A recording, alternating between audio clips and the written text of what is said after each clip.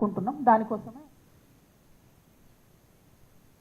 రాయలసీమకు జీవనాడిగా నిలిచిన హంద్రీనీవా ప్రాజెక్టులో కృష్ణమ్మ పరవళ్లతో మనసు పులకరిస్తోందని సీఎం చంద్రబాబు ట్వీట్ చేశారు.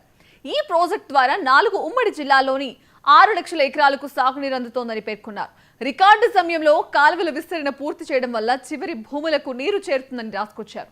ప్రతి ప్రాజెక్టు నిండేలా, ప్రతి చెరువుకు నీరందేలా ప్రభుత్వం కృషి చేస్తోందన్నారు. రైతన్నల సంతోషమే తమ సంకల్పానికి మరింత బలమని ట్వీట్లో పేర్కొన్నారు.